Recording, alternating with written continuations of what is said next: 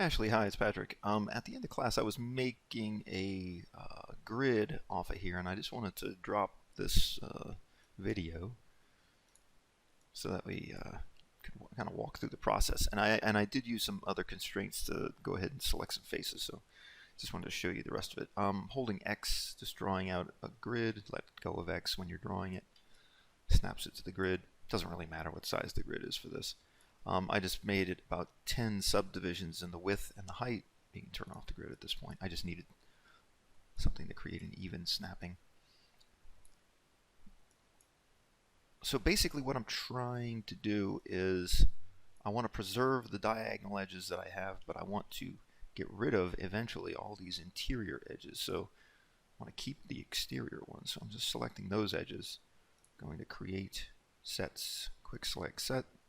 And we'll just call this edges.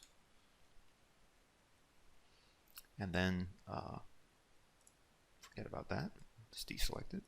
Let's go ahead and select all the faces. Shift and right click and poke the faces, which is a vertex subdivide. Right?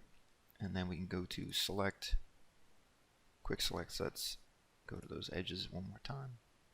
And then you can shift and right click and delete the edge. So now you've got the setup for those knurled edges. But what I wanted to do to these is I wanted to bevel these. So I'm going to go ahead and select these and bevel these in to start to create this. Now where we stopped was I was looking to get the ability to select just the faces in here and not the larger faces. And if you go to faces and go to select constraints, use constraints rather, you can do an all in next and go under geometry and go to area. And if you set this to about 0.5, at least for the scale of this particular object, we've got a minimum of 0 and a maximum of 0.5. This is going to be a very small number in terms of the size that we've got. So we've got these selected. We can close this and reset. You can right click and invert the selection.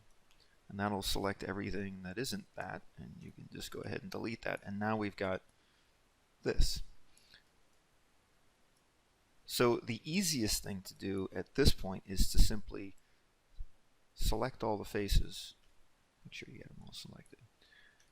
And let's shift and right click and extrude those faces upwards.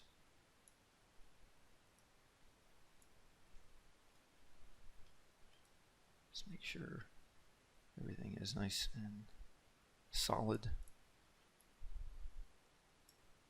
And so we've got that. Excuse me. And then we can go ahead and go to deform nonlinear bend. And I'm going to rotate this, hold J, snaps it in increments. And then I'm going to move it and hold V to here. And the channel box, I'm going to take the low bound and make that, let's make that -2. Just make sure which direction I know what I'm going. So I'm doubling the area to the bottom of it, and that'll go to there. And then you can go to the curvature, and if it doesn't give you, I think I might have rotated it in the wrong axis. Let's go ahead and hold J and rotate it another 90 degrees. Go ahead and use your channel box for that. Now you can go ahead and bend this. And that is how you would create some type of grate. You can create, that knurled surface that you can wrap around any type of form as well. But the micro mesh, can be a little bit funny to mess with. You got to adjust the sliders so that the geometry doesn't kind of collapse in on itself in ZBrush, but that's how you would create something along those lines. So I hope this helps. If you have any other questions, let me know. Thanks.